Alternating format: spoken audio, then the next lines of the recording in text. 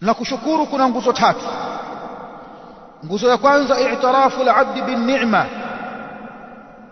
ni mja akiri kwamba kile kipawa alichopewa ni neema, kwamba hii ni neema, nimeneemeshwa kwenye moyo wake. Akiri kwamba hii ni neema kwenye moyo, kwamba hii ni neema, nimeneemeshwa na Allah subhanahu wa ta'ala.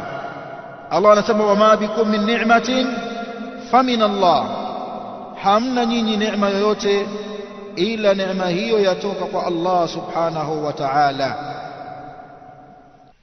Kwa hiyo ukiri kwamba hii ni neema kwenye nafsi yako na kwenye moyo wako, hiyo ni nguzo ya shukrani.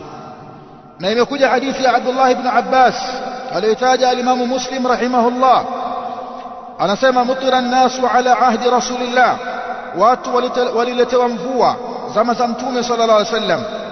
Akasema Mtume sallallahu alaihi wasallam, asbaha minan nasi shakir, wako watu wamepambaukiwa wakiwa ni wenye shukurani, wa minhum kafir, na wako ambao hawana shukurani. Qalu, wakasema, au qalu, ni wale waliosema, hadhihi rahmatullah, hii mvua hii tuliyopewa hii ni rahma kutoka kwa Allah. Wamekiri kwamba hii ni neema. Hawa ndio wenye shukurani. Kwa hiyo katika nguzo za kushukuru ni kuitakidi kwamba hii ni neema kutoka kwa nani? Kutoka kwa Allah subhanahu wa ta'ala.